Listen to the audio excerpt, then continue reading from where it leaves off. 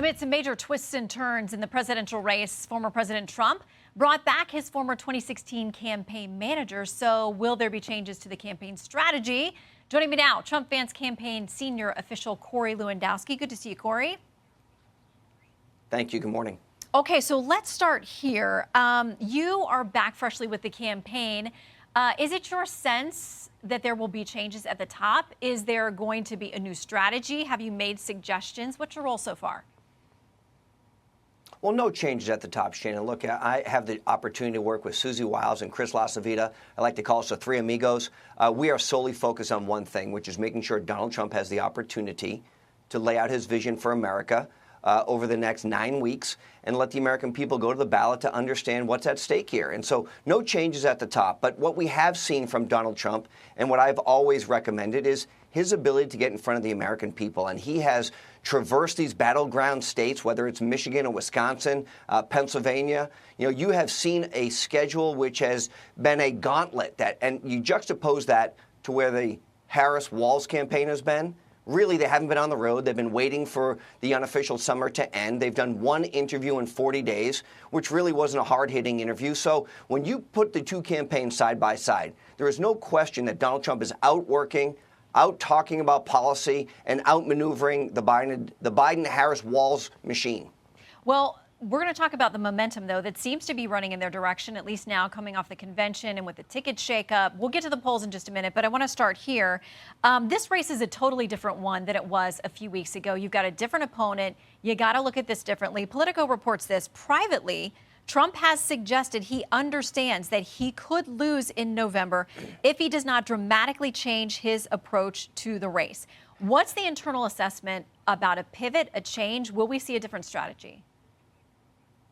No, absolutely not. Look, honestly, I think she's a much easier opponent. You know why? Because she is saddled by and accountable to the American people for all of the failures for the last 3.5 years under the Biden administration. What we see now is she's trying to change her positions. I know we'll talk about that. But how is she not being held accountable for all of the failures, whether it's the economic calamity that has faced this country, whether it's the national security calamity, whether it's the homeland security issues? You know, we have seen an open border. Just last week, Shannon, we've seen the 3-year anniversary of the disastrous Afghanistan withdrawal and the 13 Americans who were killed under her watch. And not only was she the last person in the room, but she was proud of that and asked in an individual interview this week if she has any regrets. She said no. So, look, our position isn't changing. Donald Trump has been very clear. His values haven't shifted. His positions haven't shifted. He's been very clear. We're going to close the border. We're going to provide economic security for the American people, and you'll be better off under the Trump administration than you would under a Harris administration, and we have the record to prove it. So that succinct summary that you give is one that a lot of President Trump's supporters would like to hear him also giving, and they're frustrated that he seems to be drawn off message quite a bit.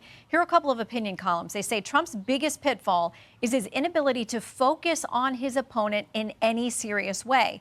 Because of Trump's severe obsession with himself, he's been unable to expose and exploit Harris's weakness. Another one says his odds of victory will increase if he can find the self-discipline to bury his ego and talk incessantly, as you just did, about issues voters care about, such as the economy, inflation, crime, illegal immigration, and Harris's promised tax increase. We're just days away from early voting starting. You know you have the base, but those things that you touched on, they may be more appealing to independents, to suburban women, people that you need in a race this tight.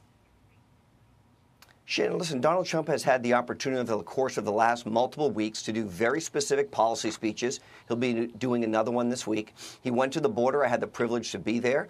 Listened to the families who have been devastated by the Biden-Harris administration, who lost loved ones on that border because of the crisis that we continue to see. Donald Trump is giving specific policy speeches. And again, you mentioned it in your last segment. No policy speeches on the Harris website. It's amazing to me that she has not been held accountable by most of the mainstream media for that. She has a continuously shifting position. She's a bit like a chameleon. She decides to say whatever she wants depending on who she's in front of. And the question is, what position does she really have, and when will she be held accountable for it? So in the meantime, let's talk about those polls, which have been shifting. Our polls this week on swing states show a shift in favor of the vice president.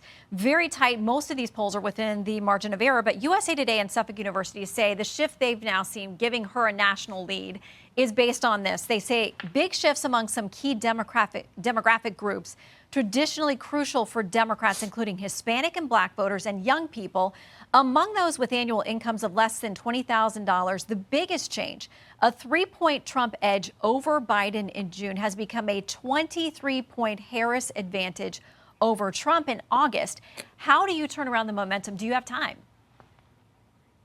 Well, Shane, let me just remind the viewers of this. At this point in the race in 2016, Donald Trump was down to Hillary Clinton by an average of 5.9. At this point in the race in 2020, it was 6.9 to Joe Biden. Today, if you look at the Rasmussen poll, Donald Trump has a 4-point lead. We're in the strongest position we've ever been at this point in the race. We have an incredible ground game operation, which is running in our battleground states. We have a candidate who's willing to work 24 hours a day on behalf of the American people. And we feel very good about what our message is, which is economic freedom and economic opportunity for everybody. Because Donald Trump's ability, unlike the Biden-Harris Walz administration, to continue to put regulations and rules on people, is to let people have more of their own money. Donald Trump passed the largest tax cut in American history, which gave more people opportunity. Small businesses got to grow. We had more people working pre-COVID than at any time in American history. That's what we're going to bring to the table. So, the American people have an opportunity come November. They can stay for like they have for the last 3 years and be crushed from economic disastrous, our terrible trade policies, a terrible foreign policy, or they can change the page. They can go back to the way it was under Donald Trump, which was an opportunity for everyone to be successful regardless of their race or their religion, their ethnicity, or their age. Everybody prospered under Donald Trump, and that's what I think the American people want. Well, you're going to get a chance to vet that. The president will on this September 10th debate. There's been a lot of back and forth about whether or not the rules are settled.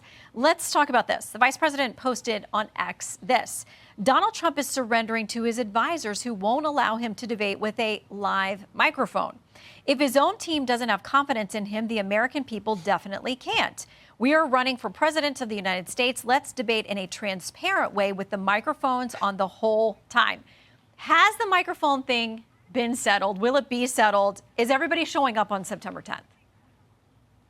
We'll be there. I can't speak if Kamala Harris is going to be there, but we'll be there. And remember this, Shannon, when we originally set the parameters of the debates for, at the time, President Biden, Kamala Harris's team was also part of that because we set the same parameters for the vice presidential debate. And what those parameters were you would stand at a podium or a lectern, you would have no notes available to you, and the microphones would be off. Well, after she has been coronated to be the presidential nominee for the Democrats, what she's done is come back and said, I don't like that criteria anymore. I want to be seated so I can be the same height as Donald Trump. Okay, I'd like to bring notes to the table. That. Oh, and by the way, well, I understand, but we've been part of the negotiation back and forth for many, many days here, and I don't know why, once again, Kamala Harris and her team are changing what their positions have been, just like she's done on the border, just like she's done on no tax on tips. She's now trying to change the rules of the debate. We've agreed to the rules of the debate. We are looking forward to being there on September 10th. The microphones will be off. People will be standing at a lectern, and there'll be no notes. Okay, we'll be watching. The president, by the way, is making a lot of news this week on the issues of abortion, of IVF, so I want to talk about that. Here's what he told our Brian Yennis Friday about how pro-lifers who are increasingly publicly and privately talking about their frustrations. Here's what the president told Brian Yennis. Oh, I don't think so. I don't think they feel betrayed at all. They love me. I'm the one that got rid of Roe v. Wade. But here's what one prominent pro-life activist, Lila Rose, told Politico. She says, I think it's foolish what he's doing.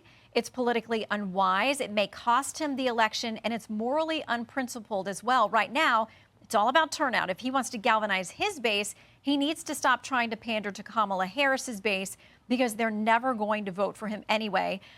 She says no one owns the pro-life vote. She says, listen, she doesn't think a bunch of people are going to go vote for Harris, but she may stay home. She's telling other people to stay home. In a race this tight, can you afford to offend that constituency? Well, look, if she chooses to stay home, then by, tacit endorsement, she's supporting Kamala Harris, who has had a radical position on the issue of abortion. Many Democrats believe that you can have an abortion not only up until the last week, but also in some cases after the baby's been born. What Donald Trump has said was, let's have the states decide. They are the laboratories of democracy. Let's turn this back. And that's what Roe v. Wade really did. And so we see across this country right now opportunities for individuals to go and vote at the ballot box of what they want to see transpire in their state. And every state is going to look a little different. And Shannon, we we have seen some relatively or very conservative states go to a position where women are giving opportunities that you would not have expected because of that. But those states understand, whether it's Ohio or Kansas, that women have the opportunity to make their own decisions, and the states are allowing that to happen. So what Donald Trump has done, and I think by and large the American people support this, is Roe v. Wade has been overturned because of his 3 Supreme Court nominees that are now sitting on the bench, and they put it back to the states, and it's a decision at the local level now. Well, and I will say that to be clear, in a number of states, there is abortion allowed through pregnancy, and that includes a measure that Governor Tim Walz signed in Minnesota. But Democrats say they absolutely disavow the idea of infanticide or of a baby that does survive an abortion, somehow their life being taken at that point. We can continue that debate because there are a number of states that do allow it through pregnancy. But I think everybody agrees infanticide is illegal and wrong. Corey, thank you very much.